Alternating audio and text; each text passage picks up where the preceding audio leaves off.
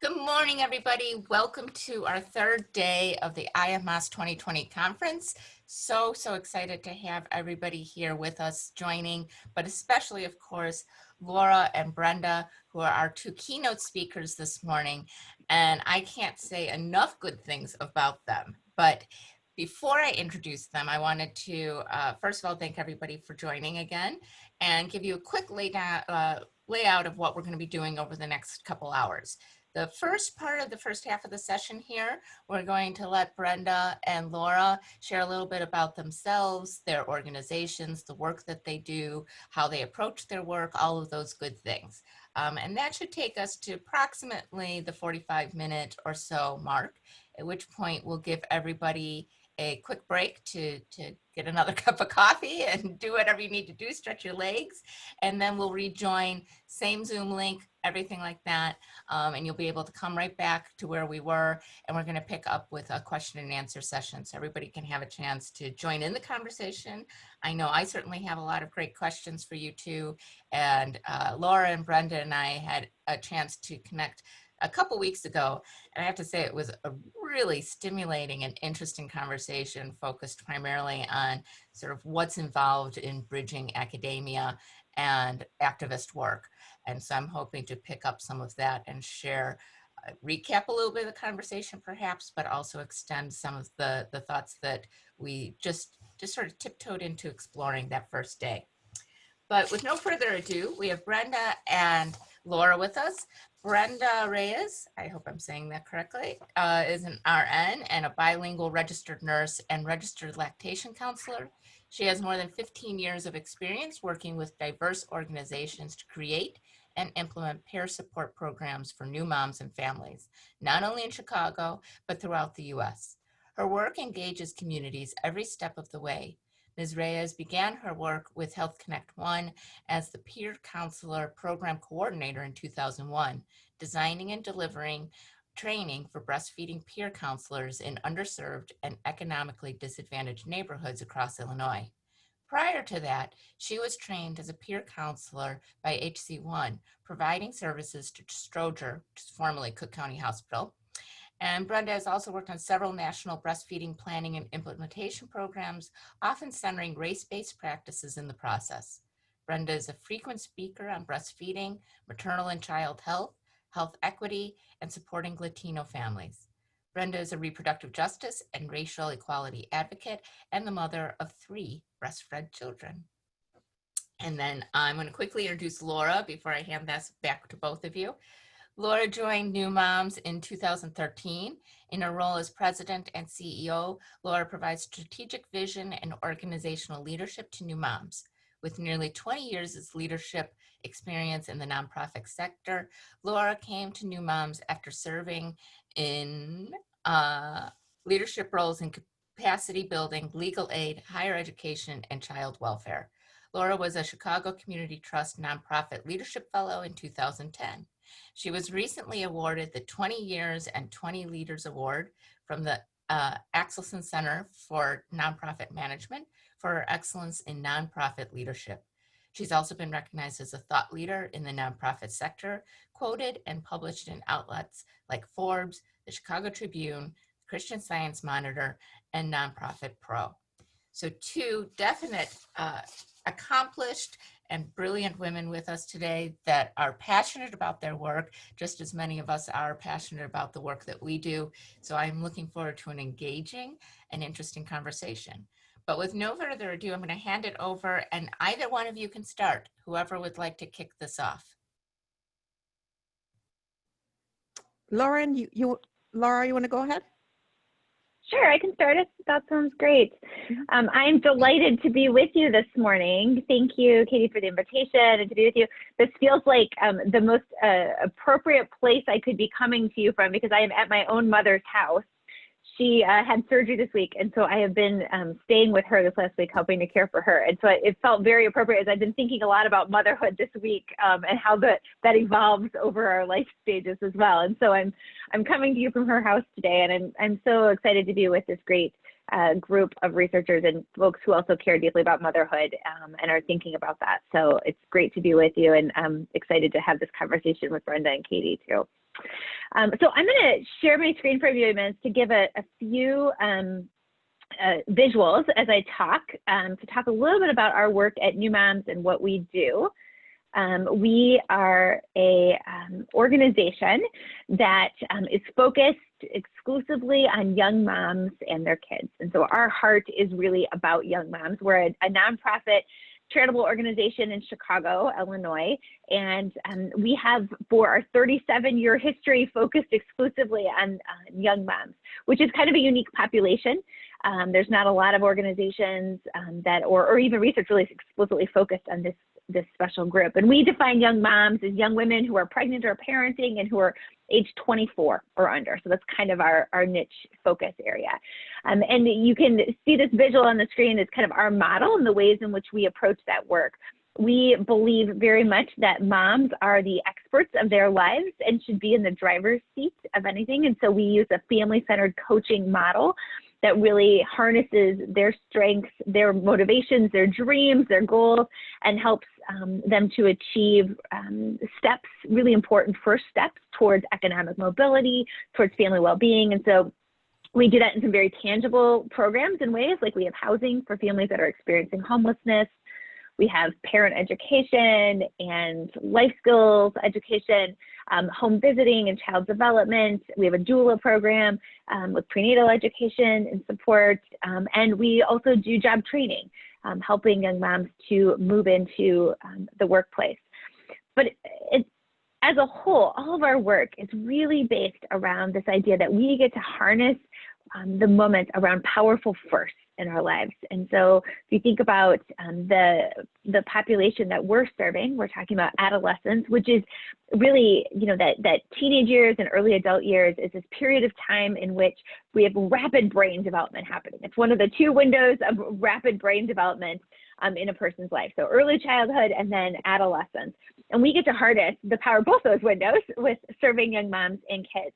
And when you pair that with becoming a parent, which I'm sure many of you know, this is another moment in which, research has shown brains have dramatic learning growth that happens quickly around the transition into parenthood. So we pair those two things together and we have this really special window of opportunity for young moms and their development. And so we try to harness that momentum in our programs. And that might mean the first time you have an apartment and a place to live. And so you're moving into your own space. It might mean your first time being a parent or, in a caregiving role. It also could mean a first job and the first experience of, supporting your family and moving into, an economic environment in that way. And so we really try to harness that moment. One of the ways that we do that is we operate a social enterprise, a small soy candle company called Bright Endeavors in Chicago. And we operate this as a business in order to provide transitional jobs to young moms. And so this is a space where, as they're part of our job training program, they have this opportunity to both do some learning as a cohort, but then also practice those skills in a real job setting. They're paid, they're employees, they get some extra support and coaching, but it's, so it's a supportive environment, but it's this really great opportunity for them to practice that. And again, one of those kind of powerful first moments that we try to harness. So this is another way sometimes folks know about us is through Bright Endeavors. But we also have a tremendous impact as an organization. As I said, we've been around for almost 40 years at this point, and so we serve a number of families every year. We are really proud of the impact that we have as an organization.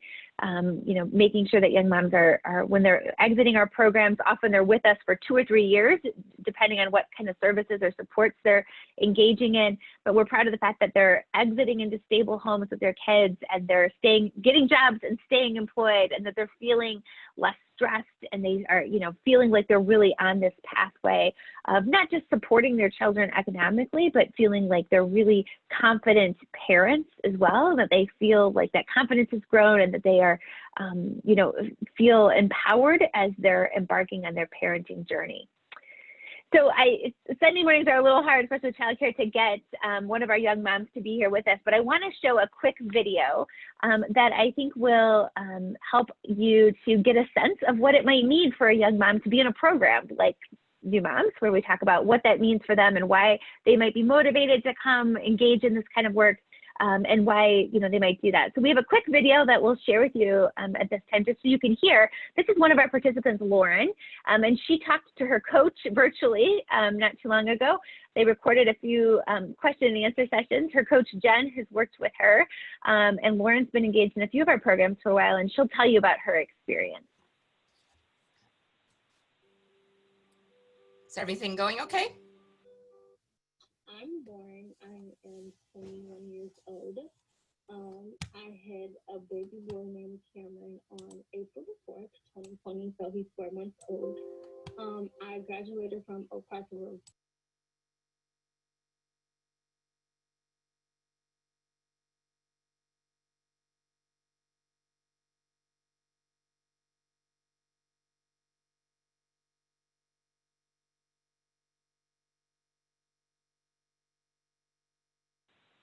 I think we lost the sound, Katie.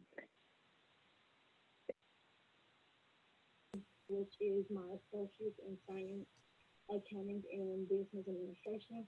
My first degree was in associates in art.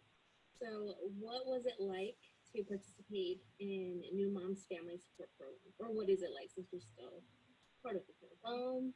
I love it. I'm not gonna lie. I talk to my friends about getting married all the time. And then now that I've been working with Letitia on like the past 4 weeks, she's been awesome as well. But Jen and Mary are like my girls. They were there through like my whole pregnancy. And so they're like my kids' distant aunts. That's how I look at it. So I really love you guys, honestly. You're there as a really great support during like the whole entire process, and so I'm not having any more kids anytime soon. But if I would, I would definitely recommend if Mary been a doula, and then you continue to talk. Do you recommend New Moms to other young moms who want to further their education and careers? And if so, why? I would, because I think it's another support system outside of your family, especially if you don't have family that supports you. I vaguely remember during prenatal groups, we did have some moms who already had children, and so they allowed like daycare access so that they can participate in our prenatal groups, and they fed the children just like they fed us. And so I think it's a really great support system. You kind of have a partner to lean on, educational wise and even personal wise. I think it will be great, especially because you have kids. And so I think it shows your kids that although I had you, that didn't stop me from living the dream that I've always planned on living.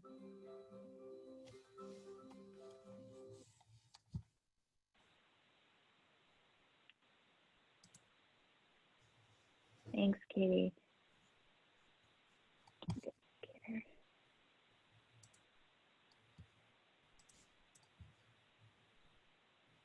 All right. So that was a little bit of Lauren. I know it might have been a little bit hard to hear, but she talked about her experience. She had worked with a doula.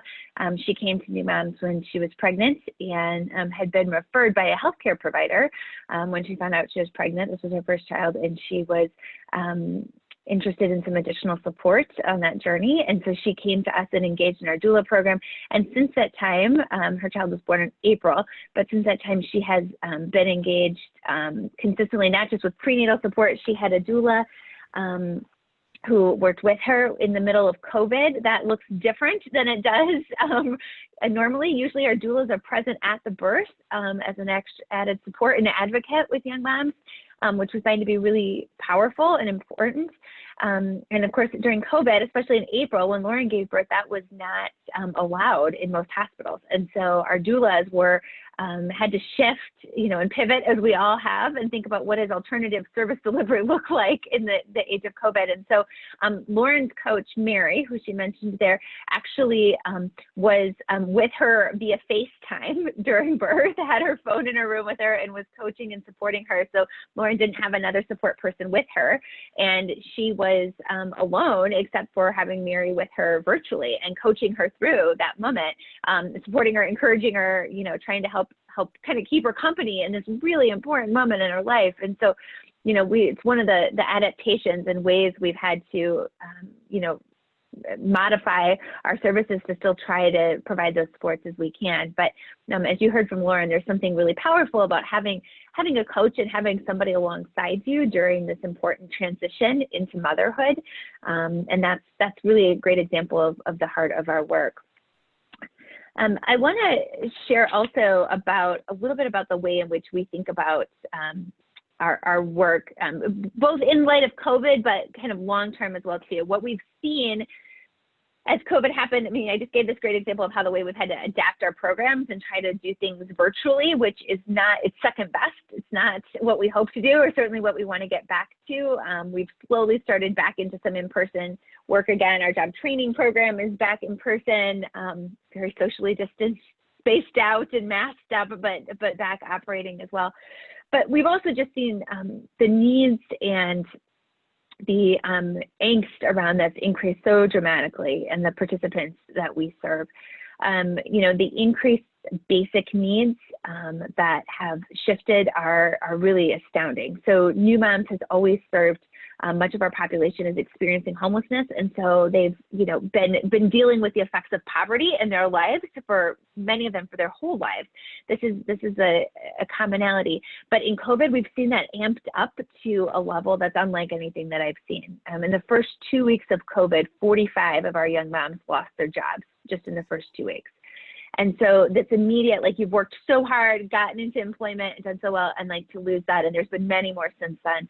I think we've had 75 total that have lost their jobs over the last few months. And of course, young moms who are often still also engaged in education, working towards, you know, their career plans and those career ladders. And they're oftentimes in, because of their age and just education, they're often in more entry-level jobs. They're essential workers. They may have lost those jobs or are not seeing, you know, the protections, both whether that's physical PPE protections or job protections that some of the rest of us might have during this moment. And so we're seeing that impact, you know, really significant on them.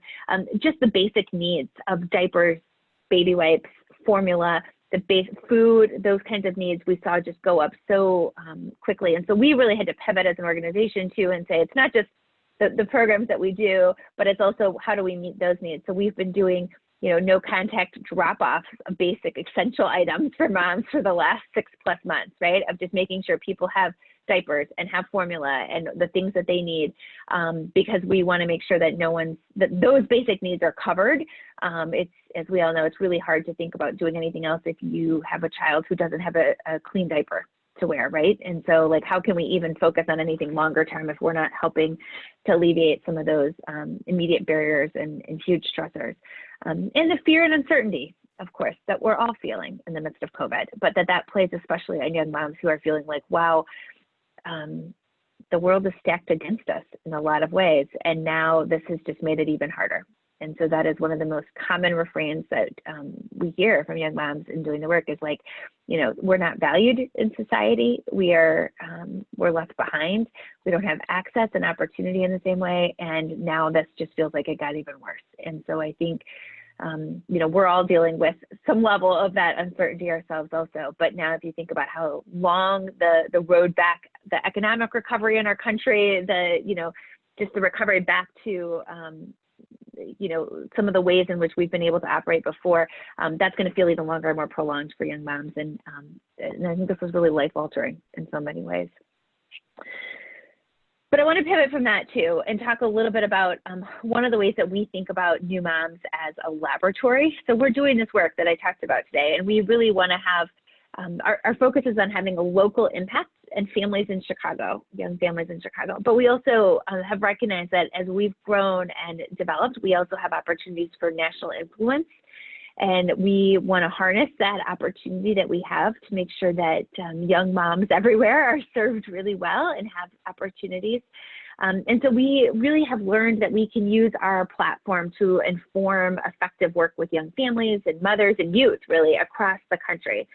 We're really focused on young moms, but you'll find that much of what we do and that focus is really applicable to all moms anywhere.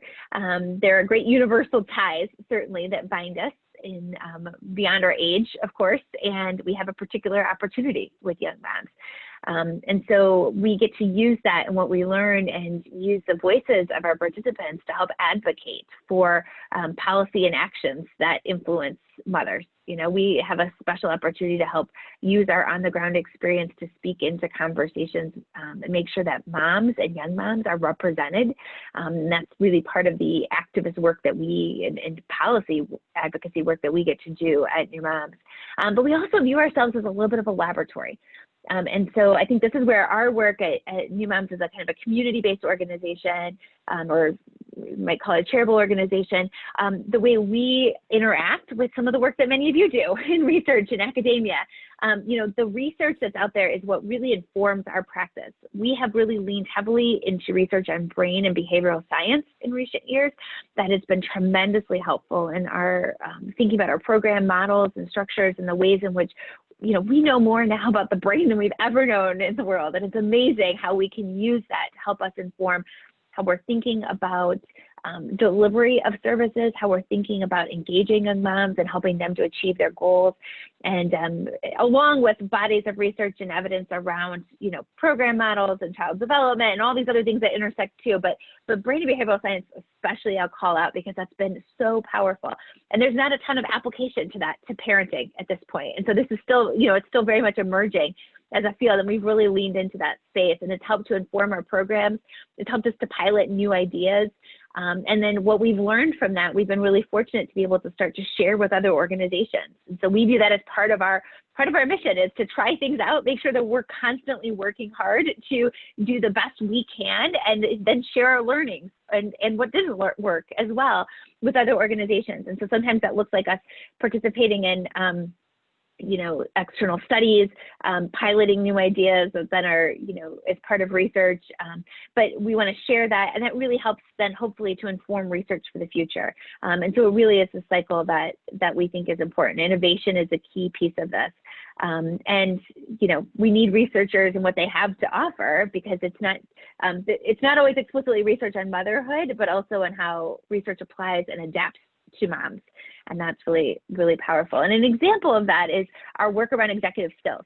So, you know, I mentioned we've leaned in heavy to brain and behavioral science and what that can help to tell us.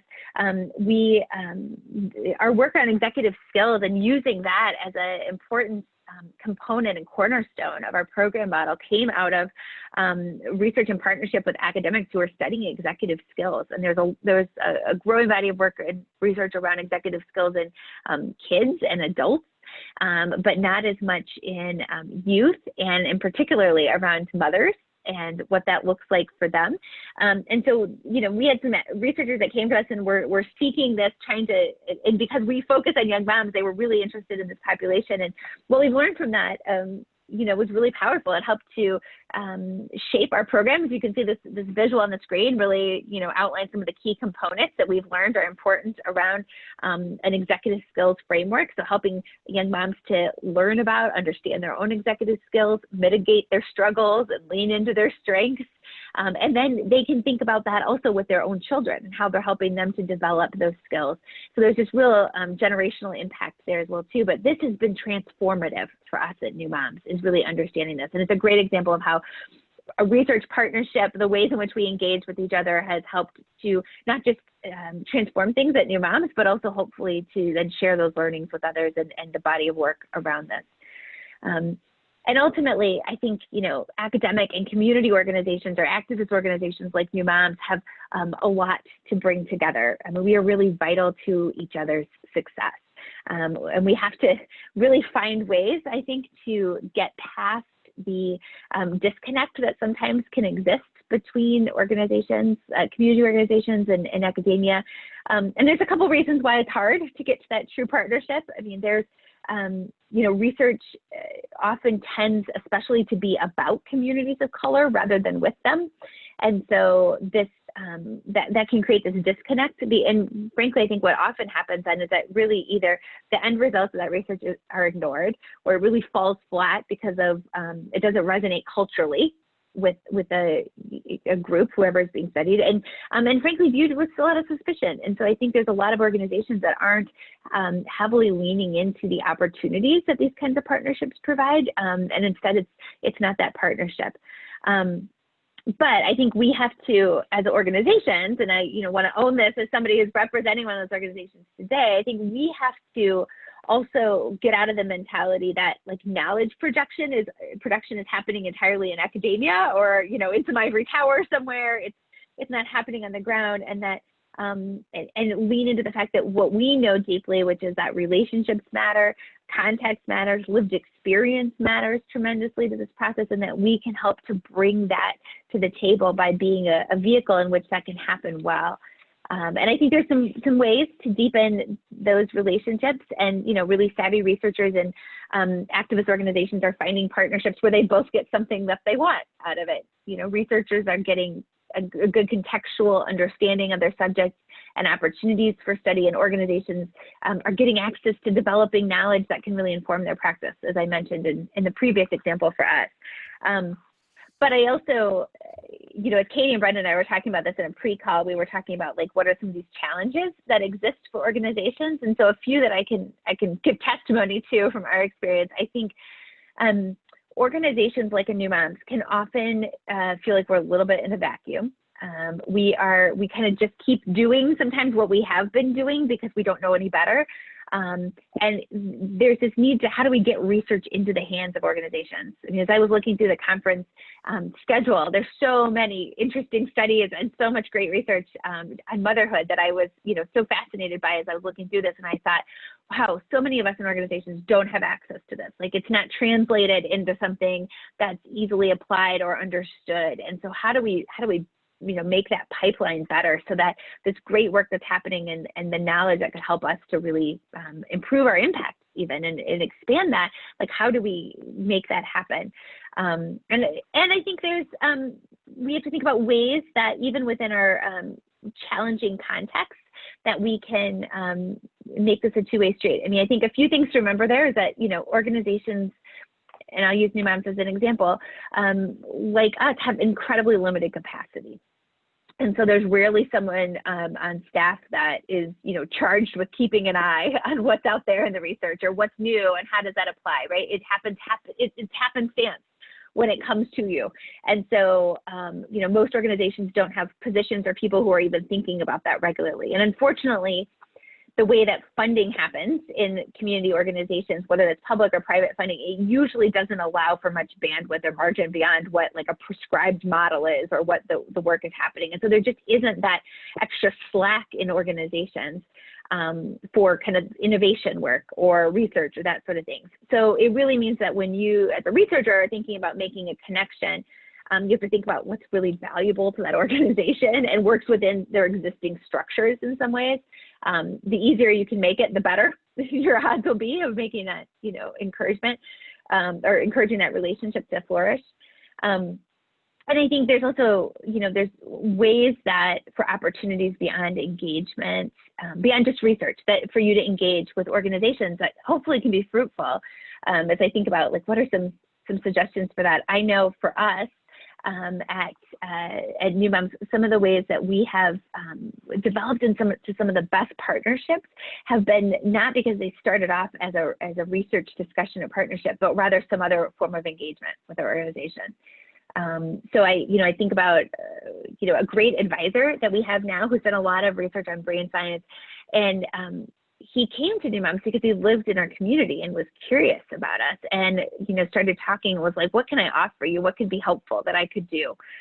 Is there a way that I can, get engaged with you?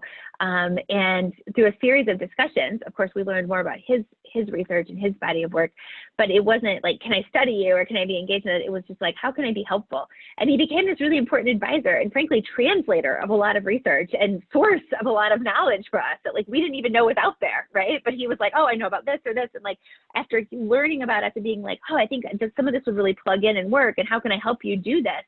that ended up flourishing into eventually we became a case study in one of his books that happened. But that wasn't what the first act was, right? It was just about how can I help you because I care deeply about your mission and cause and I want to get engaged. And so, you know, if there's places for you as a researcher in your communities to find organizations that have a mission that you care about deeply, that connects in some way to the work you're doing and that you can get engaged, there's so much you can offer.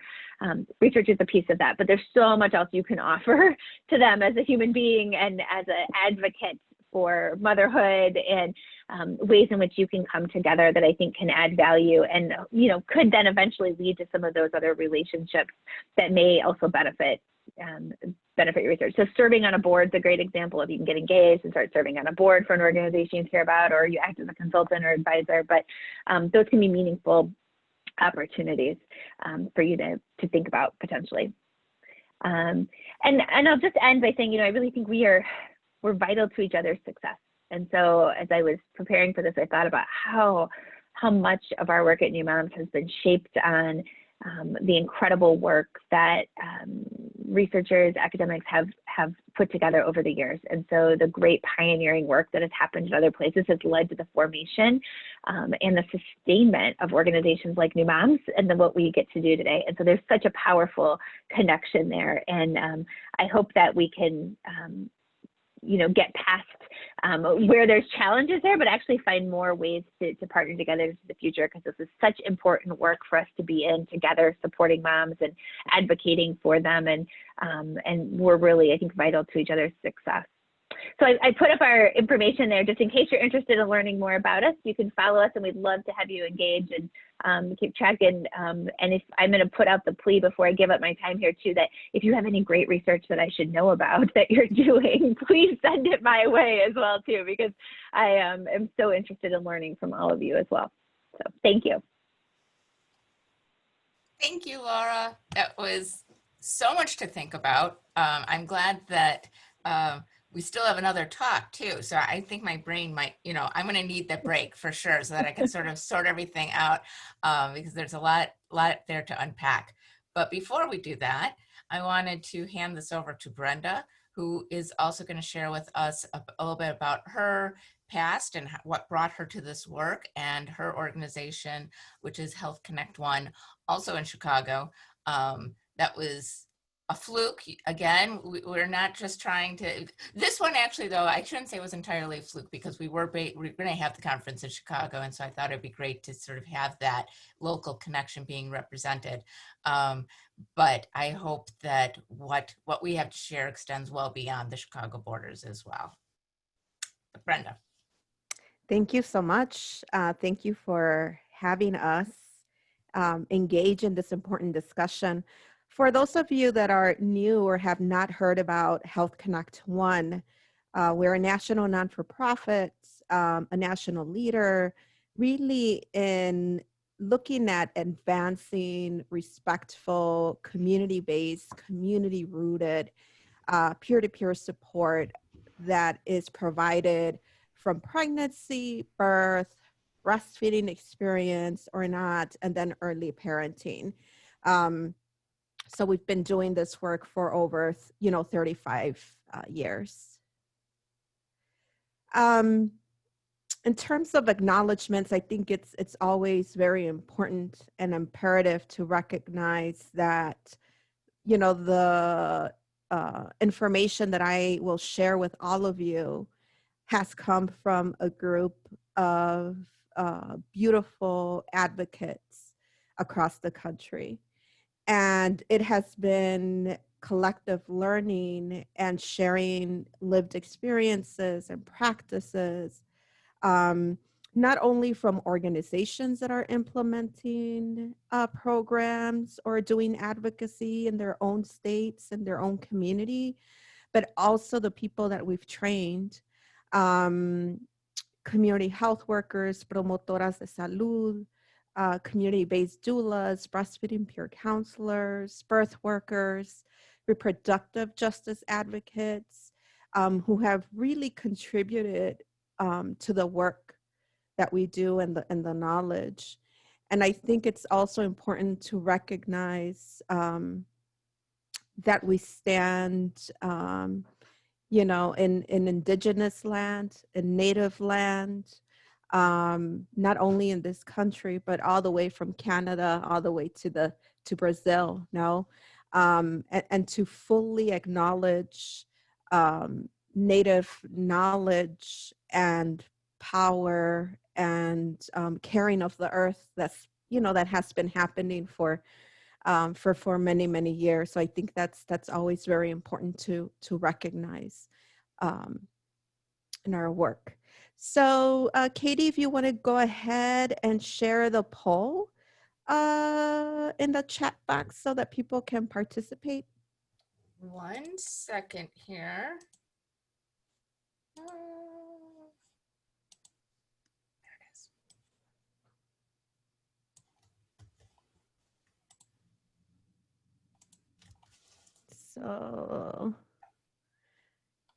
So just wanted to get a sense of, I know we have 17 wonderful participants who are joining us this morning, that, you know, we're sharing this space together. So I'm just very curious if you can just share, I would like to know like who's joining us today, either what state you are in, or if you are a researcher or a community activist, or, you know, like what's your role? If you can either go to slido.com and punch the number 64841, or also just use the link that Katie put in the chat box to type in your answer in terms of, you know, who is it that we're engaging with. I think it's always very helpful for me to get a sense of that as we continue to engage in this conversation. Oh, 1 second. I sent it to panelists and not everybody. Okay, got it. There we go. Awesome.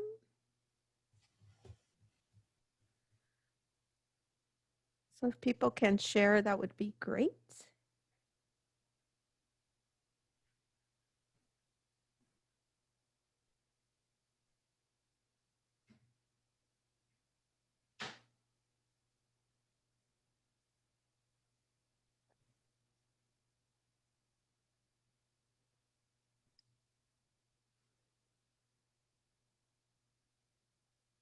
So we'll give people a minute.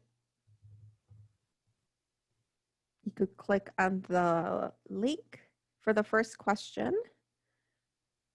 You can share.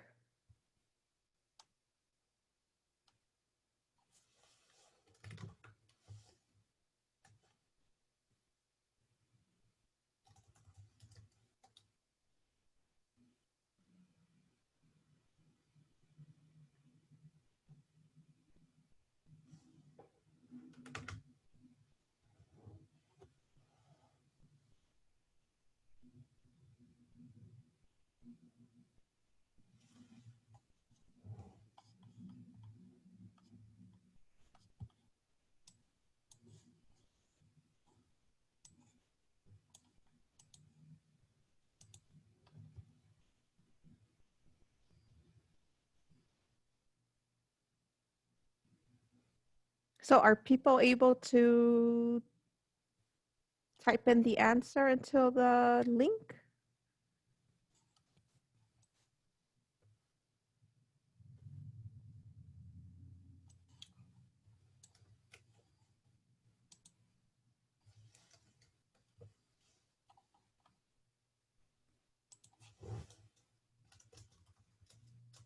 Do you want to use the chat box instead to share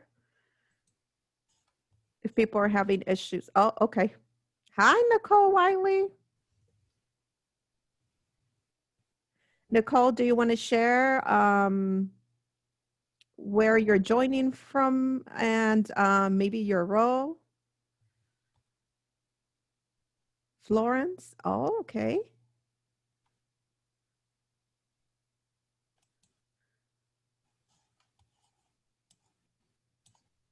Hi, Summer. Oh, we have an author from Washington, from Carnation. Thank you.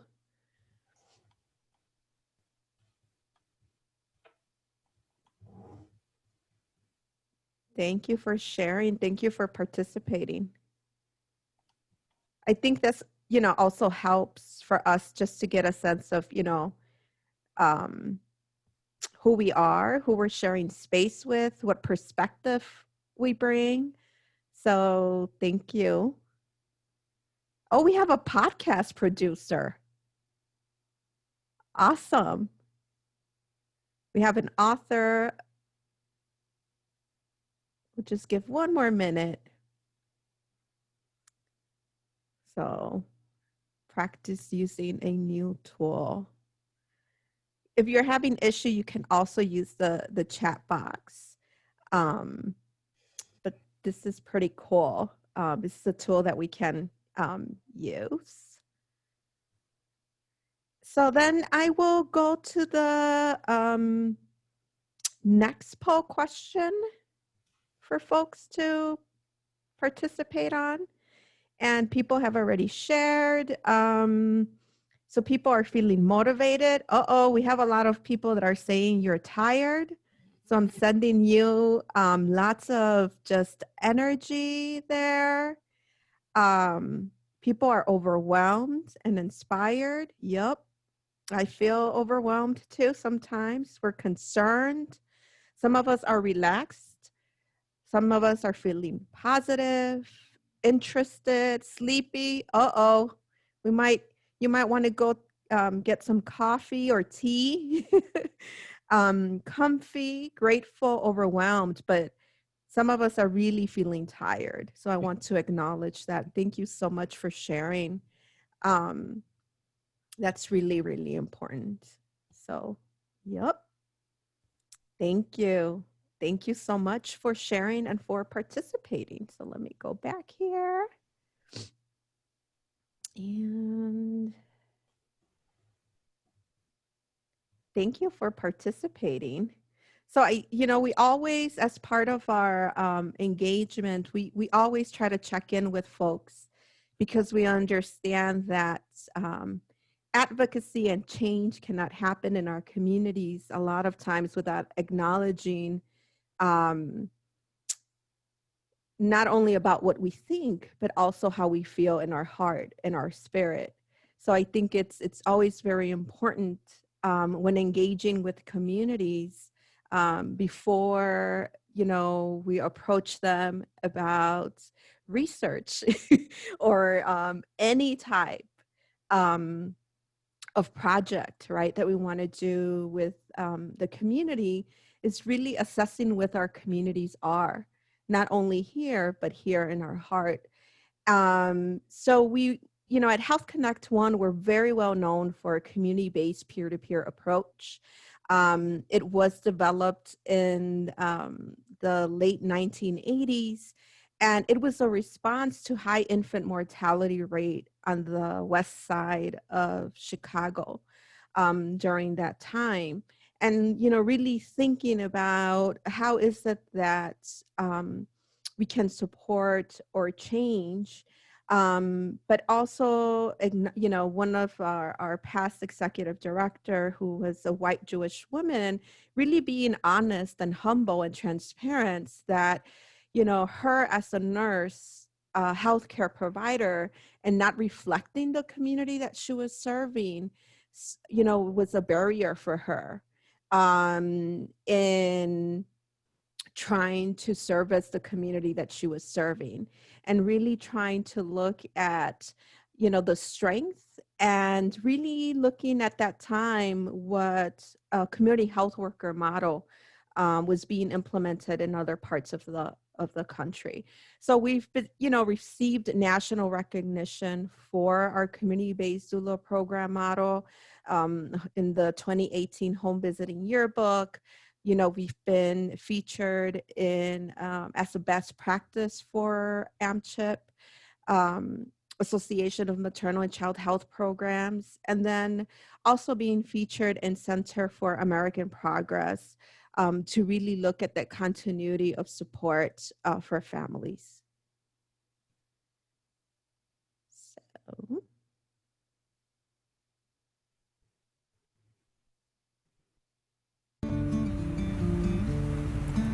on, baby. Get your ice cream. Reach up there and get it. Mama eat the ice cream for you. Ask him if he wants some more. Put the ice cream right there, just show him. Do it like this. Want some ice cream? That make you feel funny talking to him? Because you're not used to that? You get used to it. The more you talk to the baby, the better it's gonna be. Some of the girls do come here and they haven't been parented in a nurturing way. So, you know, if you're not taught that special love, if nobody comes and put their arms around you and make you just melt, then you'll never have that feeling. And I tell them, is it okay if I hug you, you know, if I give you a hug? And then they'll tell me, yeah, and I give them a hug. And then I say, now you see how that felt, you know? I'm hugging you, not trying to get anything from you. Nothing but a feeling. Nothing but to take you where I am. Perfect timing. Your mom. Yep. Finally. As I work with these teen moms, young women, ladies, something in their life has triggered them to follow a certain path. I cannot correct that.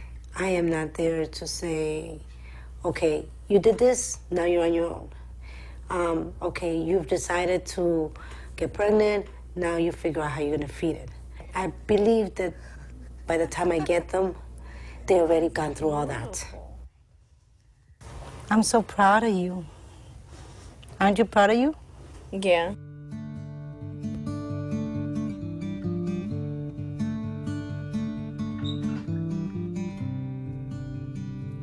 Doula means birth attendant. My baby too, boo-boo. That's right, boo-boo. Yeah. But a doula means much more for Laretha and Sandra and other women working in Health Connect One's community-based doula programs across the country. Oh, let's get ready. Show your happy face. You're gonna read this book to the baby. Read it over and over and over. When you read the book, say, "Oh, the wonderful Wizard of Oz." What? You like it too? Oh, yeah, look great. Laretha and Sandra are part mentor, part healthcare educator, part advocate, and part surrogate mother. Okay. So each time you rock, you rocking and moving the baby down. Okay. Perfect. We have a baby boy. Moses is born. These doulas partner with disadvantaged and underserved mothers-to-be from pregnancy and childbirth through the crucial first months of their babies' lives. Tell her about sometimes when you go out. Increasing numbers of babies in this country are born into poverty to teenage mothers or to women without education, resources, and support. They struggle to take care of themselves and their children. Their future is often uncertain. So where age is baby from? In jail. When it's He got 45 years. 45. 45. So he's out the picture. So he's out of the picture. Working in communities where families face overwhelming challenges, Laretha and Sandra are always there for their clients, nurturing them through touch, wisdom, and trust. Working to radically change the way they see themselves and how, in turn, they will love their children. Have she looked up into your face? You know why she's looking at you? Because she's in love with you. She in love with me. That's why she's looking at you. She's in love with your face. Nobody can get in between that bone. Nobody.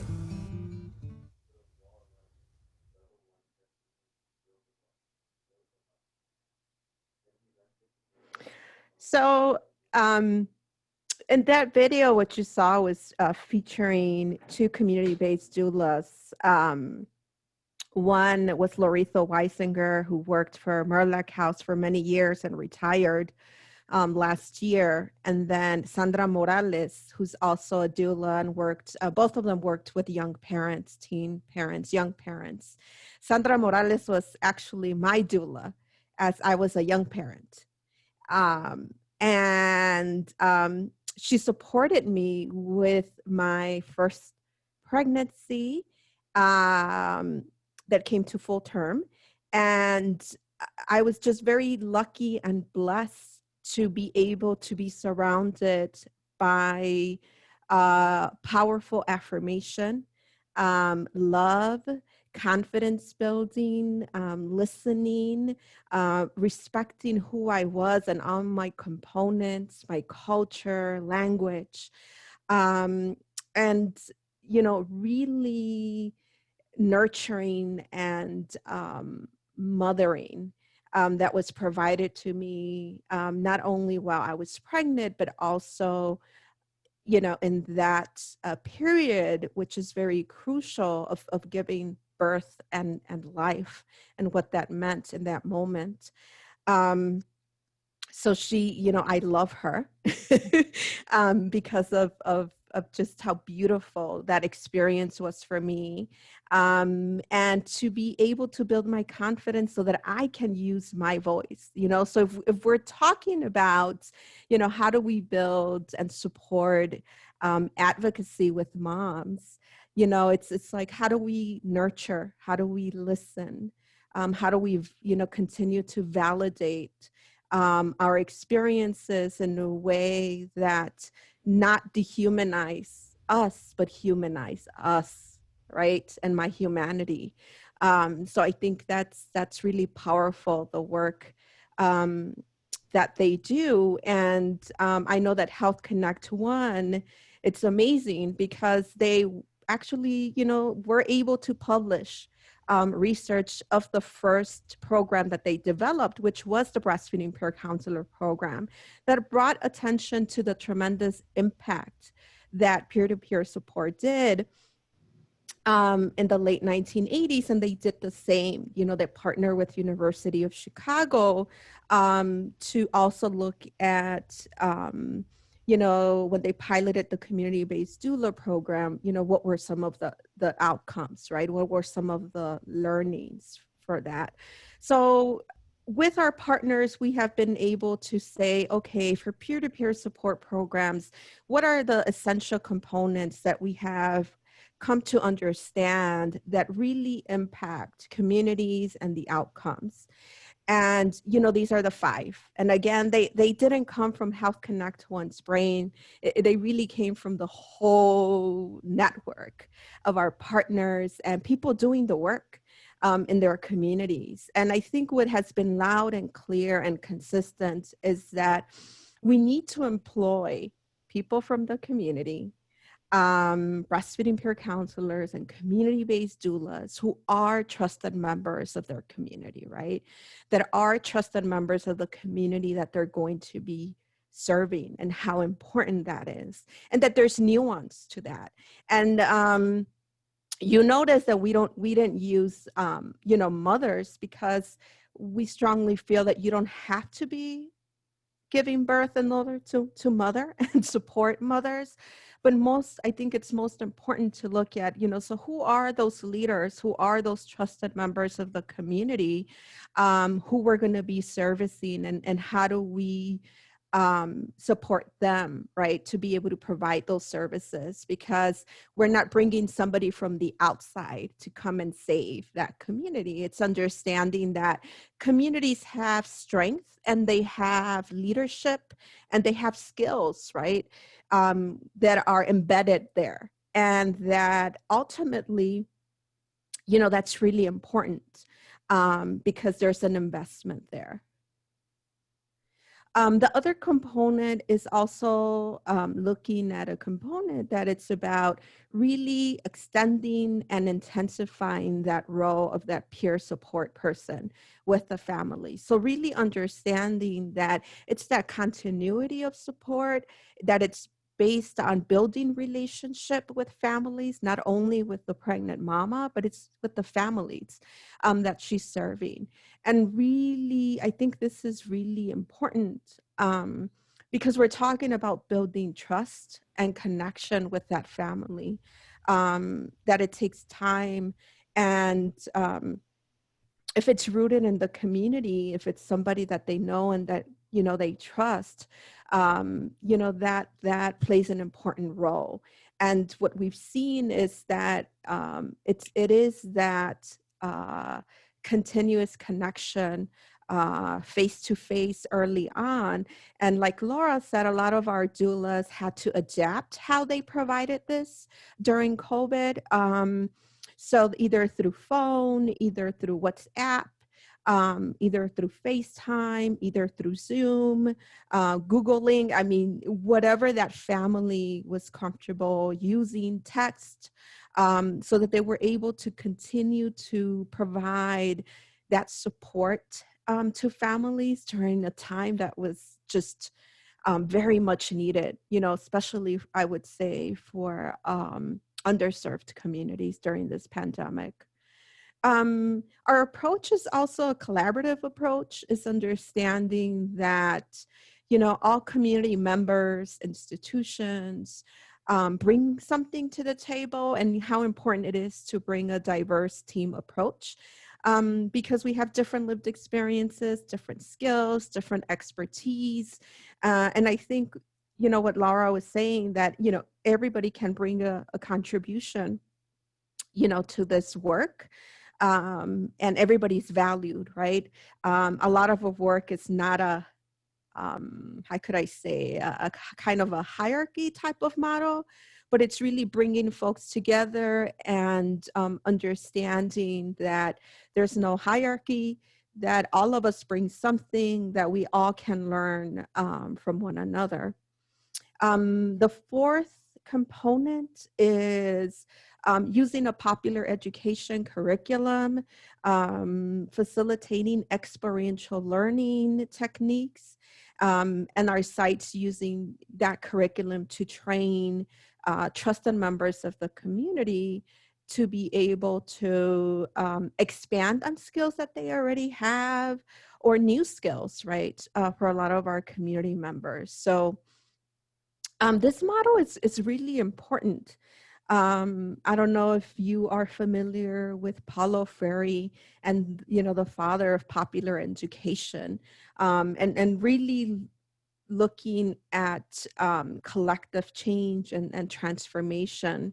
And this is a really powerful training that brings women, mamas together, or who are mothering, who care deeply about their community, and really start doing a analysis, right, of a problem or a situation in their community, that not only encourages them to think, but also to feel, and to also for people to get motivated about what is the change that they would like to see in their own community. The fifth component is, this is really important, is, you know, really valuing that community-based peer supporter work with a salary and support. That our communities cannot do this by volunteer basis. We know that there are some organizations that do, but that's this is something that we notice in particular with Black, Indigenous, Latino, or people of color communities, that we have to really value their work by paying them, but also, you know, supporting their work is important. This is just, I wanted to share a perinatal revolution white paper that was analysis that was developed with partner sites across the country that looked at some of the data and, you know, the outcomes of community-based doula programming. I won't go into all the outcomes. One of the outcomes that was very strong was breastfeeding outcomes for community-based doula programming.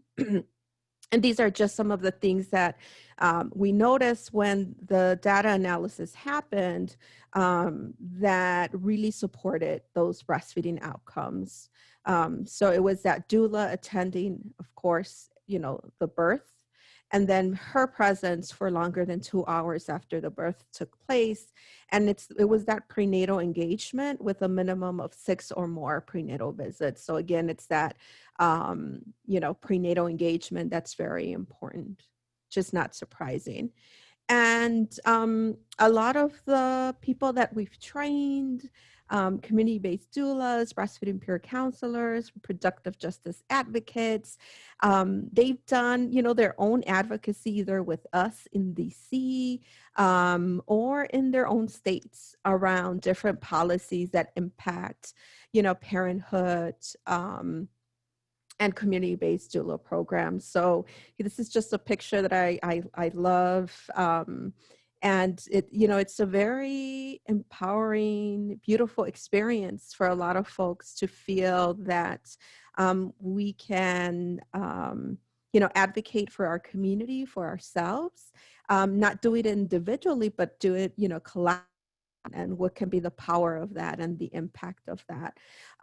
During COVID, Health Connect One was able to gather stories from not only the community-based doulas and breastfeeding peer counselors doing the work, or birth workers, midwives, doing work and servicing families, but also, families who were being serviced by these programs to kind of share their experience about how they were being impacted by this pandemic. And totally agree with what Laura just shared previously. I mean, the economic impact for our communities was just tremendous, and it continues to be, especially for the Latino community, especially for the undocumented community who did not receive any relief from the government. So there's a lot of housing issues, people trying to figure out how they will pay the next bill. There were issues and gaps around technology and internet. So, community-based doulas and promotoras de salud had to be very flexible, had to be very resourceful. There was a community-based doula program in New Jersey. So we saw an increment in hearing from doulas of inductions that were happening, a separation of mom and baby at doulas not being allowed, or, mamas birthing on their own, pregnant moms, pregnant people birthing on their own. And that, started in New York, but it slowly started shifting because doulas started organizing around how unethical and inhumane that was for our families. So I think that, there's still some separation of mom and babies that are happening. Depending, there's still some hospitals that will not allow doulas to come in unless they have a certain certification, which impacts people of color, birth workers of color, because we don't have the access to sometimes those certifications, that they're prioritizing. So I think it's been amazing to see how flexible, how collaborative community-based doula programs have been to be able to continue to service, the community and the families that they do. In addition to that, we had a Birth Equity Leadership Academy where we brought together a diverse cohort of leaders and, to be able to mentor more than 100 birth workers, leaders, advocates across the country to really look at, how can we collectively achieve equitable support for birthing families. We're able to provide opportunities who, again, we don't have access to this type of leadership opportunities because either we're not connected or with a non-for-profit in terms of, who gets access to funding, right, in our communities. And this project really provided an opportunity for folks to practice some of these skills, practice developing a project, collaborating in their community, being able to develop budgets, money. It was just amazing to see the growth of birth workers and how they were able to implement, their own projects and share the learning, with each other around birth equity. And, one of some of the barriers, and these are not the whole entire list, but I think this is what I've noticed in my experience of 15 years, is a lot of the institutional and structural racism that our communities face and that our leaders have to, work with and navigate with. And I think, our experiences with the systems that serve people of color, the lack of trust that exists between academic centers and community, collective, or grassroots people doing the work, access to the services or the connections in our own language or that are culturally relevant. So I think that there's nuances, around that. That are a barrier for collaboration with, academic institutions.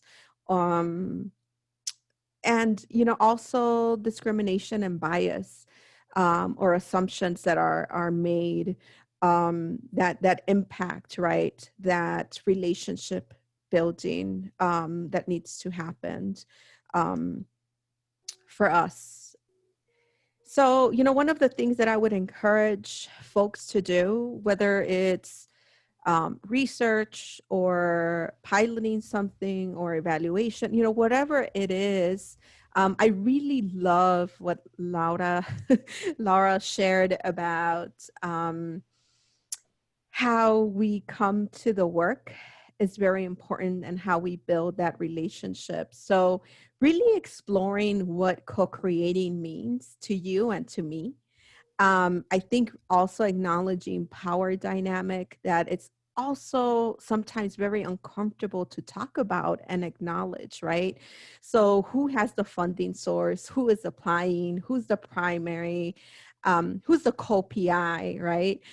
For this project or research project? How are people acknowledged for their contributions and what they're bringing to that table? Building relationship is very important for us. Building trust, respect, mutual respect, relevance for our work. And a lot of times just acknowledging that as we go through this journey, we might feel some, uncomfort. We're not going to be comfortable, but we're going to experience some discomfort with that. But that from that comes growth. So I think that more and more people and communities are looking not only at co-creating, but us leading our own research evaluation, right? In a way that we have that power, that ownership, in terms of how that takes place in our communities, and deciding even if we want it to take place, right? Quite frankly, I think those are discussions to be had. And I think more and more communities of color are even moving away from this community participatory research, but saying we want action driven research. What are we going to do, right, with the information? And some of us feel like, okay, we're researched out. Okay, what's the purpose and what is it that we're trying to accomplish? So I think that's, I really love this term of racial equity from the Center for Social Inclusion. And I'm not going to read the first paragraph, but I think that when we achieve racial equity, people, including people of color, will be the owners, the planners, and the decision makers in the systems that they govern their lives. We acknowledge and account for the past and current inequities and provide all people, particularly those most impacted by racial inequities, the infrastructure needed to drive, and everyone benefits from a more just, equitable system. But I think the first bullet is very powerful if we're really trying to look at change and really start to reflect on how, we do our work. So I encourage all of you to, this is a wonderful resource that looks at racial equity impact assessments. And it's a very easy tool to kind of guide us through, to begin asking ourselves, some questions in terms of, how do we do our work, and how it impacts racial equity. So I think that it's important that when we're working with families and communities, that we're honoring, that we're listening, for understanding, not to respond or convince. That sometimes we have to recognize that there's some apologizing and repairing that has to happen along the way. And that we, move forward towards building trusting relationships, that we really look at working along with the community to identify some barriers and solutions instead of, bringing of what we think what those could be. Providing safe space and opportunity for that, when people come together so they can share their thoughts, feelings, and concerns, and really encourage us to explore rather than make assumptions, explore values, explore beliefs, feelings, and attitudes. And again, what those potential barriers for collaboration can be. So I want to end with this video here.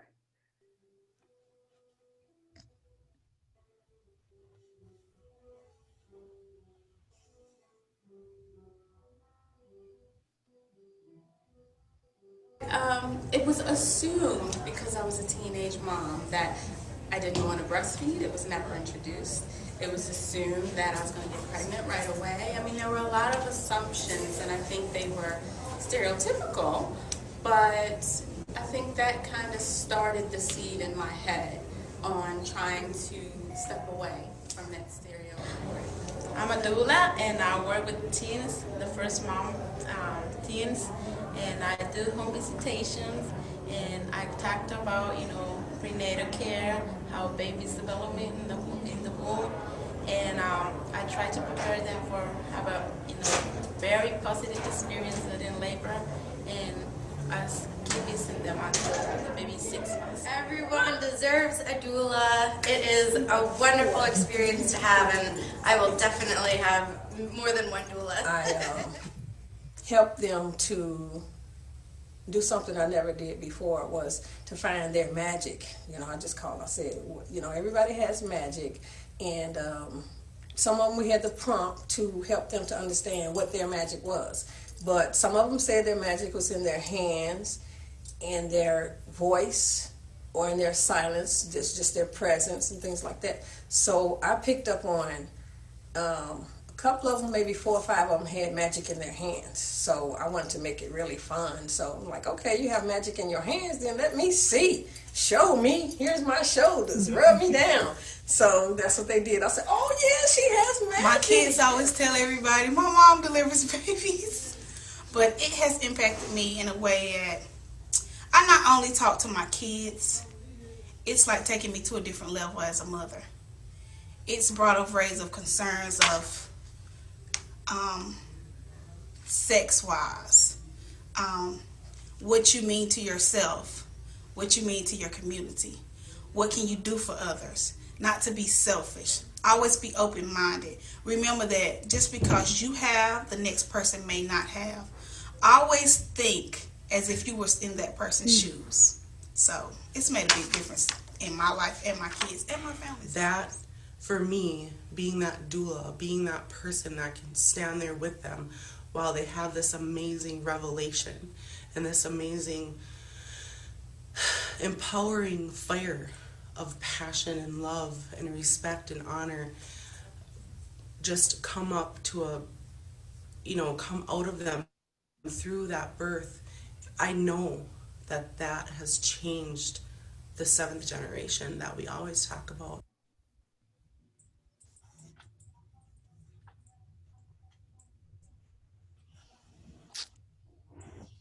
So yes, thank you.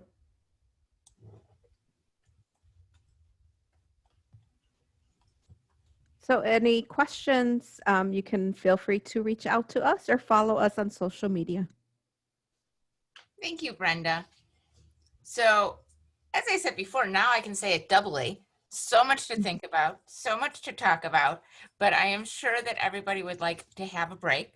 We ran a little bit over, so right now we're at 10 till, and I'm thinking we'll do a 10-minute break instead of the 15-minute break, but still gives everybody a chance to get up, kind of move around a little bit, refill their coffee, and then I know we're on all different time zones, so I don't want to say an actual time here, but it's 10 till. We'll come back in 10 minutes. Wherever that may be for you, 10 minutes, we're going to rejoin here. So you can put yourself on pause or whatever, and we're going to use the same link and just come back right here.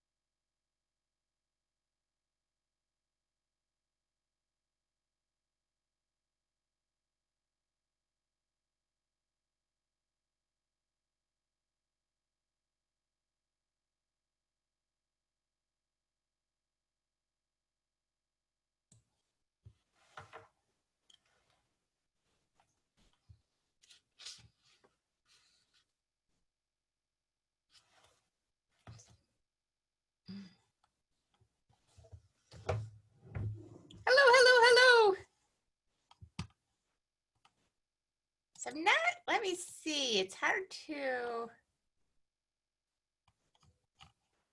we're just gonna dive right in here, I think. Because we don't have everybody else's video, so it's hard to fully determine if everybody made it back or whatever, but we'll just dive in and hope for the best here. And so I wanted to pick up, I wanted first, of course, let everybody know that the chat box is available. So any questions that you might have or thoughts, anything that, you know, just like a typical conference, if you have something you want to share from personal experience that connects, but also if you want to kind of tease out a conversation a little bit more, or just ask a probing question, anything that's going on, please share it with both Laura and or Brenda, however you choose. If it's for one or the other, of course, you might want to choose to address that person by name. There is the Q&A box as well. If you're on a phone or a small screen device, sometimes you have to hit that more button on the bottom of the screen, and that pulls up your additional options. But if you're on a traditional computer, once you hit that chat button, you should be able to engage fully like we traditionally do. But I'm going to kick off the first question because this was a little bit of what we had talked about. And I'm hoping that we can, you know, just sort of all chime in and talk as we will. I'm not speaking to either of you specifically, but I know one of the things that we talked about it a little bit was the ways that academia has historically enacted and still currently has exclusionary practices that prevent collaboration between activist leaders and academics. And that was something I wanted to talk with you. You both, of course, highlighted that in your talks. And I think the points that you brought up were appropriate and certainly valid. But I was hoping you could expand on that a little bit more and talk a little bit more about what had, I know Laura, you've talked about some successful experiences, but what else do you think that we could do to sort of bridge that gap on both sides? Because I think sometimes academics sometimes also feel going into some of these spaces that there's some discomfort, which isn't necessarily, as Brenda highlighted, a bad thing because it challenges us to grow, but that there's also a disconnect, I think, for us sometimes of maybe not feeling welcome, or that what we have to share isn't necessarily valued, or that we don't know some of the ways to be in that space that would be considered appropriate for the people that are in that space. So how do you sort of recommend that those people that want to get more involved but maybe feel a little bit intimidated in light of this whole history that I was talking about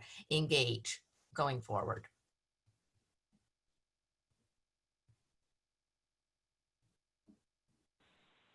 Brenda, do you want to start on that one? Yeah, I think the way Laura provided that example, it's such a beautiful example, right? That you start by building relationships, and you start by not connecting with a research ask necessarily. And I think that's when relationships are built authentically. And we begin to connect with one another, to see one another, to feel one another over time. And I just love that example that you shared.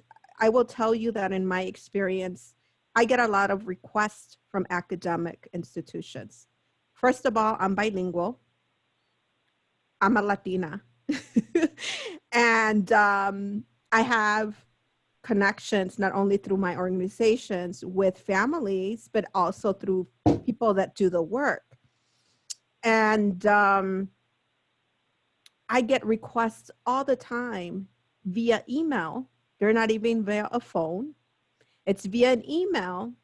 Can you help me recruit for this research? First of all, I don't know you. I've never had a conversation with you. We don't have a trusting relationship.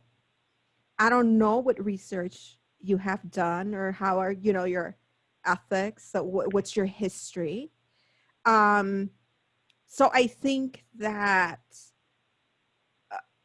you know, that in particular is not a good example of how you want to connect or build with leaders in communities, activists in communities, when it's the request often comes about an ask, right? How can you help me publish this that, first of all, I was not even involved in co-creating.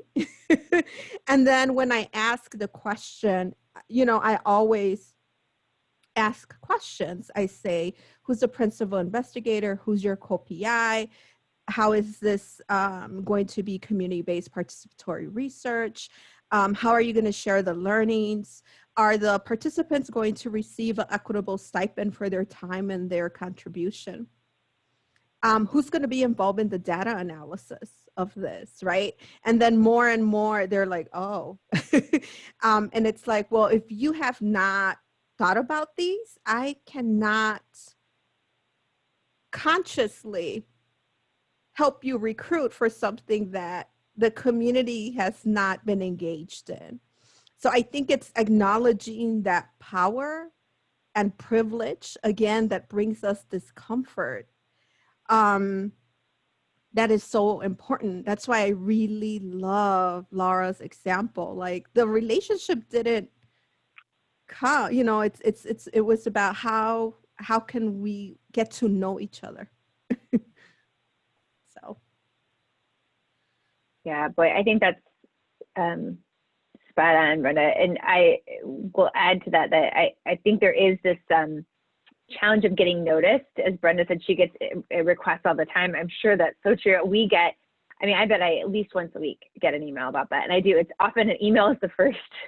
And it's really hard in my hundreds of emails I get a day to be like, let me prioritize helping you with this thing that I don't know anything about, you know, in the midst of everything else. And I think, Katie, you're right on when you articulate that, like, both organizations have constraints and challenges, and practitioners or academics, researchers have constraints and challenges. There's all kinds of, like, you know, I'm sure structures and bureaucracy and things that they have to overcome in order to maneuver systems, and that's hard too. And so everybody's feeling like a little bit constrained. And I do think the way through that to have things really work is that you've got to have that relationship. So you've got to have some creativity, and that comes out of feeling really motivated to be part of something because you're in a relationship. And you know, there's a lot of things that I can say no to really quickly, but like, if I get to know somebody and I'm engaged with them, then I'm much more willing to be like, well, let me see if we can make it work, or how we could creatively come up with a solution. And, you know, we do that in all areas of our lives, right? And so I think this is no different, and having those relationships is key. And right, a blind email of like, we need to recruit participants for this study, it just doesn't get very far, because it feels like, A, I can't put my attention on that right now, and B, there's no like meaning or value for us, or a reason to be like, how would we want to think about this? I also am just going to put a plug in here for one of the things that drives me crazy the most, which is like, you're part of something and then you don't ever hear the outcome of it, which is so terrible, right? Because like, there's great papers that come out of this. There's studies, there's like, you know, there's writing at a minimum that comes out of it. And I just want to put in the plug for, like, if you are doing a study or you're engaged in research with others, like, please close that follow-up loop with them and come back and be like, here's what this meant, here's what this means. A, it's hopefully developing a relationship you can continue to use, right, and develop over time, but it's also helping that, because think about, like, if you're part of you know, Brenda's participants that she's working with in a program or part of a study, and then she gets the results of that and gets to share it with those participants and helps them to see what the value is there. And you get to have this feedback loop, but also it could have applicable meaning for like her programs or our programs, right? In ways that's where you really get to have an impact. And I think we lose that, not just what's the outcome, but then how do you translate that into something that these organizations could use, right? Or individuals could use. And so that would be my other nudge of encouragement, is I think that's also a way to say, like, I'd love to do this, and here's how I think this can be helpful to you, and here's what I can commit to on the back end as we're finishing this up. Both alluded to sort of what is sort of partly a turnoff, but just poor practice, honestly, in terms of that sort of initial engagement. And, you know, I know, Brenda and Laura, you both highlighted that example of what was a good or a better way of sort of entering into a community that you may not initially identify with.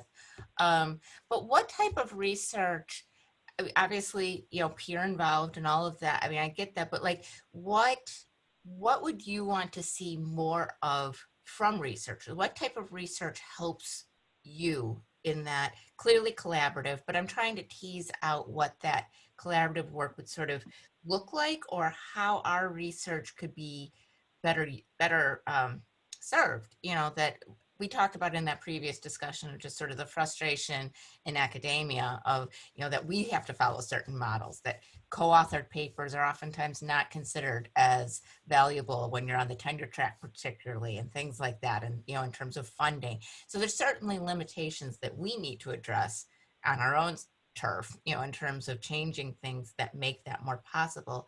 But I think that there's also, because I've been talking about this, I know Lauren and I have talked about this before, of how to get the research that, you know, who has time to read a 30-page paper other than if you're doing some sort of lit review, you know, sort of thing. So how could we better deliver that information if we wanted to be useful in that way?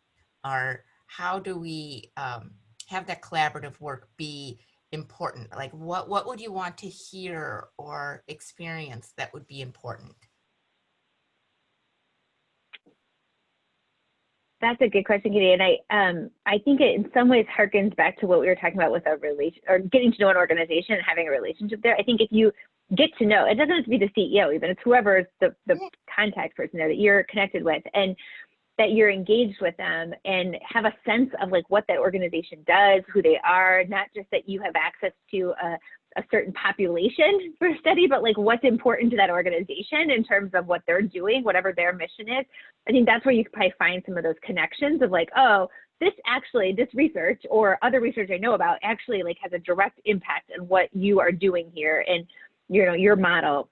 And I think that's where you could find some value for those, you know, organizations to be like, oh, this is meaningful, because you're right. Nobody has time to read the 30-page paper. Frankly, I think most folks in organizations don't even know where to look for that. They're not aware that's even out there, right? Like they're not aware of what the most recent research is. They don't have a sense of that. And so I saw someone in the chat asked about a format of translating research that would be more helpful, which is a great question. I mean, I hate to say like, where's the Cliff Notes version, but a little bit of the like, how can you simplify this in a way? I mean, you know, I read a lot of executive summaries, right? Like give me the download up front so I can just understand what this is and then dig in if I need to. But if there's ways for you to take the research, and not all practitioners are fluent in research language too, right? So like, how do you translate that into something that's digestible and, you know, some nuggets of insight there that helps people to say like, oh, this is really applicable or not. I mean, I wish all research came with a little like, and here's how this can get used in real life up front, right? Because that's what really would help it to translate through, not just the little recommendations at the end, but like, what does this really mean up front? I think that I totally agree with Laura and the points that she's sharing. And I think we also have to reframe our way of doing things and the status quo, right, of hierarchy, and that academic institutions lead the research. Something that comes to mind that we have discussions with other, you know, advocates and activists and leaders is like doing research at the request of the community, right? And that's shift in power. And I think that when you do that collaborative at the request of the community, you begin to follow the lead of the community, co-create that research at the request of the community. And when you have that community being involved in the translation of research, you're going to answer that question that came out in the chat box. Because if it's, you know, if the community is being involved in that translation, right? If I participate in that, my lived experience and my perspective or my way of thinking is going to be different, and I bring a different thing to that group. And I think we have to move beyond written stuff. Honestly, we have to be more creative into podcasts. Into infographics, into PowerPoints, or artists, work with artists in the community to kind of bring about, right, those nuggets that Laura was talking about. Those learnings, those action with artists. So I think that we're so on autopilot of how things have happened for such a long time, that things get published, they get written, only certain people get access to that information, that I have to pay for that information. Sometimes the community is not aware that that was published. It's not published in their language, right? If you're doing research with monolingual,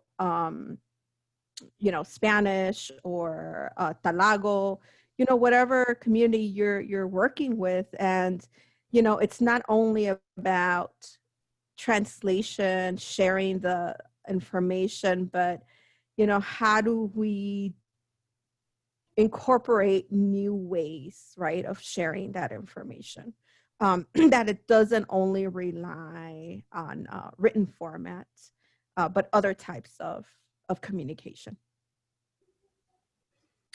And with that, we talked a little bit about, you mentioned earlier that sort of other ways of knowing, and clearly academia is not always particularly receptive to other ways of knowing. And this is probably geared more at you, Brenda, but certainly Laura, feel free to chime in. How would you like to see those other ways of knowing sort of integrated into sort of to create that hybrid? Like what would that look like to you? Yeah, that's a great question. I think that I think realizing and understanding that, how do we begin to decolonize research and what that means?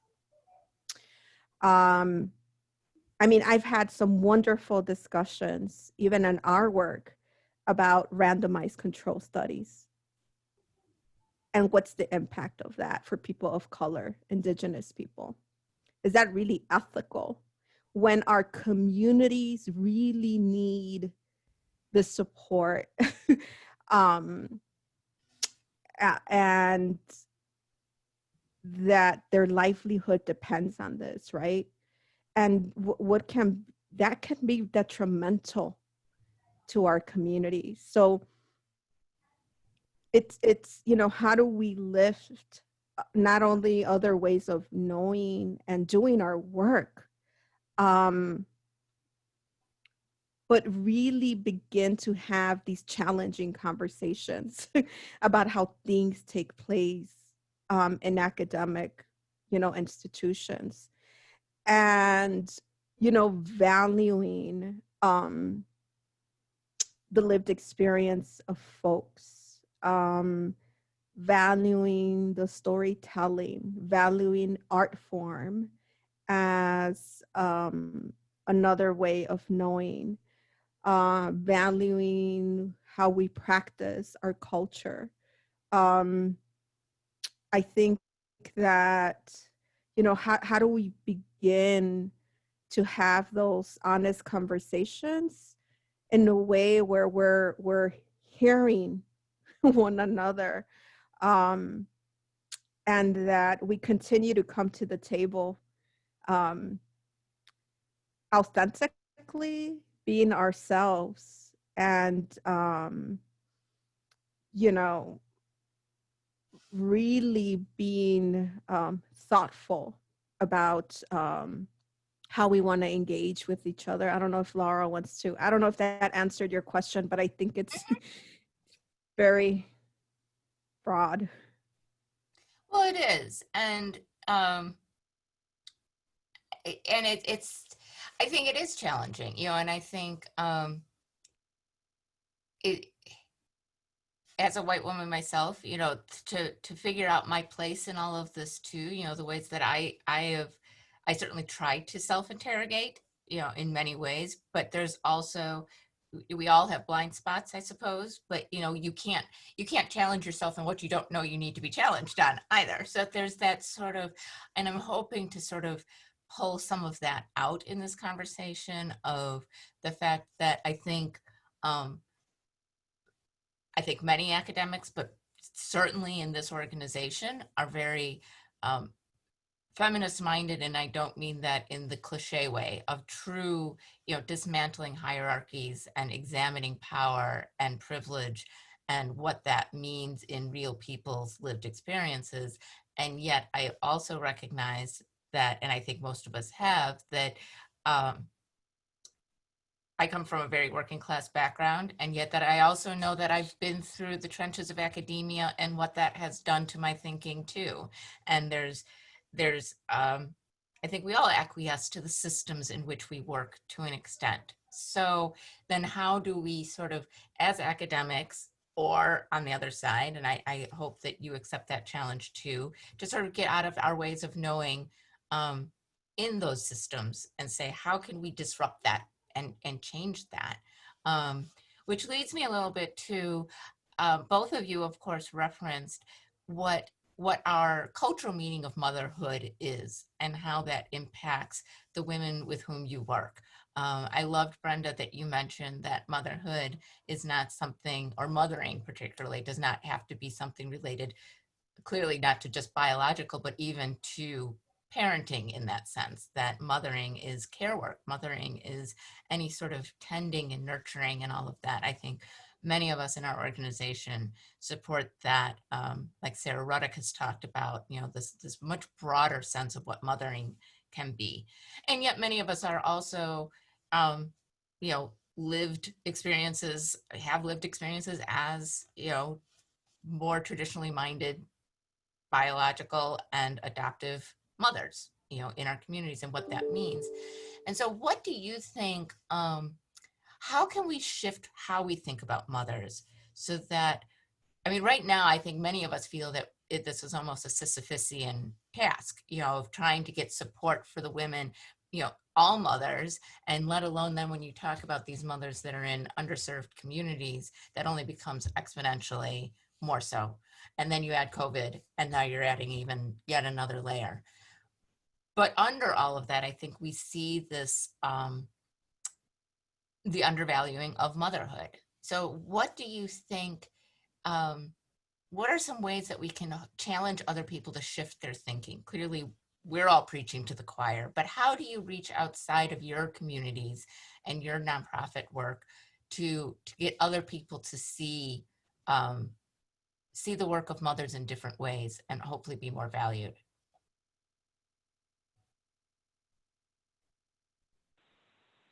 It's a huge task, and it's part of the work of your members and why we're so grateful for that, right? Like how the lifting up of mothering in all these spheres is so important.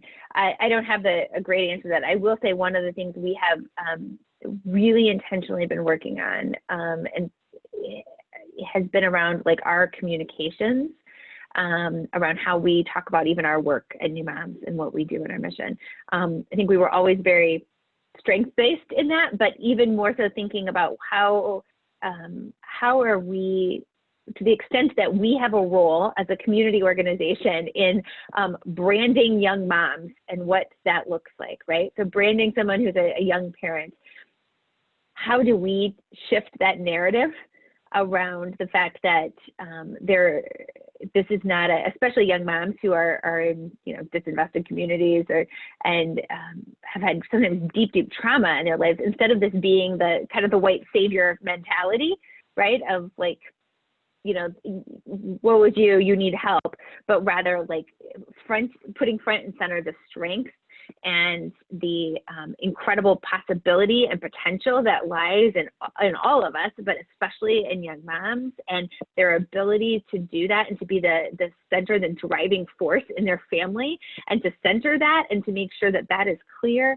And to the extent that we can shift that narrative in our spheres of influence, I mean, that is one of our strategies. It's just like, how do we shift this narrative that being a young mom is this incredible thing, and that, you know, they are tremendous mothers in their work, and that the young women we work with are building incredible families and have so much potential in their own lives that they're unleashing on their own and doing this, and that is the centered story, rather than how we talk about you know, young moms. And we hear that over and over. I mean, I can't tell you how many conversations with young moms that I have that are, you know, it comes up in their conversation of like, people don't think we can do anything. People don't think we being a young mom, right? Nobody thinks I can do anything, that this was a mistake, and that I am a mistake, and that I can't, you know, I can't go to college, or I can't have a career, or I can't do these things, or I'm just going to have babies now. That's all I'm going to do. Like those kinds of language and stereotypes and the things that happen over and over there. And like, how do we shift that narrative? And that is our sphere of influence, and that is small, I recognize, right? But I think we have to all own where we can control that in some ways and try to make some change there. Yeah, you know, as a young parent myself, that just resonates with me so much, what you just shared. My own personal story as a mom of color. And I think that a strengths-based approach is also what our organization uses, a grassroots approach, an approach that humanizes people of color, because this is what we're currently fighting in the system, the dehumanization of Black, Indigenous, Latino, undocumented immigrant communities. And acknowledging that white patriarchy and patriarchy in general is at fault for a lot of the issues that impact us mothers, whether we have chosen to birth or not, for whatever reason. And, you know, also the imperialism, the colonization that has impacted people of color in this country, in the United States of America, and how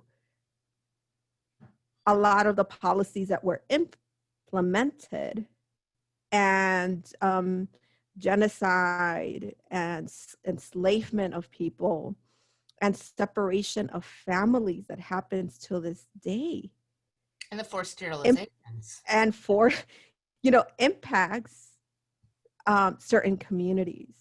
And I think that that's a very important piece that it's often not talked about in terms of how it impacts people of color and our mothering, and how, you know, for us it's a intersection of identities, right? That I'm not only a mama, but I'm a Black mama, or I'm a undocumented mama, or I am a monolingual Spanish speaking mama. And that experiences will shape what type of advocacy. And that's why when we talk about mothering or reproductive justice for us, it isn't just about, you know, we're out there in the street advocating for, you know, humane, evidence-based, non-biased care in the healthcare system, but I'm also fighting the anti-violence in my own hood, in my own community. I'm also fighting for resources, right? So it's not enough to bear the children and for our children to get to have healthy at the delivery at whatever hospital or home or midwifery access or doctor, whatever. But it's also about the environment that impacts us, right? the lead that's in, Black communities in Flint. So I think that is unique to my work. That is unique to our work, because we acknowledge that it's activism in a lot of directions, and it's not isolated, right? And the impact that has on our communities and families. So I know that we're at time, so if either of you need to duck out, I certainly respect that, but I did want to offer one last question if you had a couple moments. Just because, I try to be a hopeful person despite the landscape that is around us. And I was hoping that that you'd share with us what brings you hope still in your work, and what you see around you. I know that at least for me, it's been challenging to find pockets of hope right now, but I know that they're there. And so I was wondering if you could share what's still kind of inspiring you to stay in the fight every day. My ancestors. I come from a beautiful knowledge of lived experience and expertise in the caring of pregnant women, birth and postpartum, and healing. The women in my community who fought for a school to be built in my community, a high school. The women leader in my community who built the first center for the Latino population. But all the, Black Lives Movement brings me hope. They're amazing organizing and bringing attention to the humanization of our bodies. The reproductive justice leaders across the country that are Black women, that are Indigenous women, that are Latina women, that are undocumented women.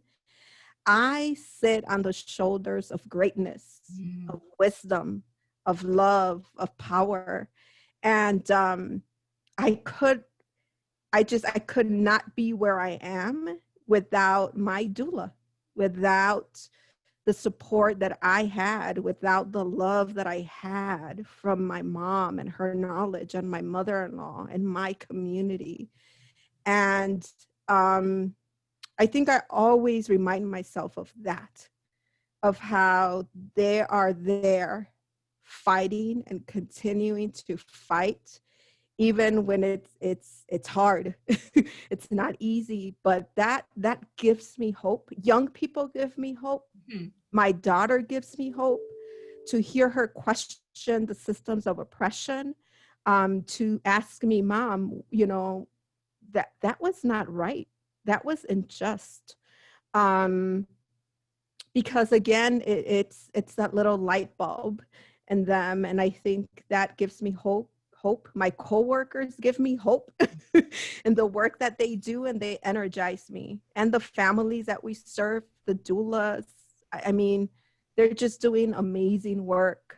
The mutual aid support that I've seen in my community when the government has not responded, but that young folks are like, hey, we're gonna help us, and that is just heartwarming and really powerful to feel and to see. I think I'm going to just make that into a short video, and I'm going to watch it every morning. So it's going to, while I brush my teeth or whatever, and then I'm going to be like, I'm in this again today. Because that was wonderful. I love that. I know. I want some of Brenda's hope. That's amazing. Yeah. What? Wow. I don't know if I could, I certainly don't even want to try to tap that. It's so great. I will just say similarly, the thing that I have held on to, especially during COVID and the uncertainty and the ways that that's felt like, the complexity that it's added on top of everything, has been the fact that I get to bear witness to the incredible love of moms and kids every day. And that is not particularly relevant now. That is timeless. And that has been through generation after generation. And no matter what is happening in our, in your country, in the world, whatever is going on there, like that does not that does not change. Generation, you know, it's throughout time has been this deep love and care that we see with moms and kids, and that's just so powerful to me. And it's the thing that keeps me motivated and continues to give me hope that this goes on no matter what else is happening in the world. But mothering will continue to go on, and deep love will continue to go on. I have loved you. I've gotten a few birth announcements lately, and you know, and I mean, that's one of those things of hope that we, you know, I think of Pandora and, you know, all of the problems in the world, and hope was left in that box, and that clearly, I don't know if it was a planned pregnancy or not, but to go forward and to say, you know, despite all of this, we're going to continue this cycle of life and learning and sharing and community, and that mothers have been doing that work, like you said, from the beginning of time, and we're going to keep doing that work, and we're going to keep standing on the shoulders and of our ancestors and the knowledge that has been accrued, and continue that torch forward. And I think that that's more than any of us could hope for right there, you know, is that we continue to do that work. So I can't say enough to both of you I'm so grateful for, of course, the time that you've given to us today and shared your wisdom and insight and personal selves with us, but also, of course, the work that you do every single day on behalf of mothers that oftentimes are overlooked in our communities. And I know it matters to them. And if there's anything that we can do to support the work that you're doing, I think that many members of our organization would be happy to help. So I hope that we continue this conversation another time. But for now, goodbye. Thank you.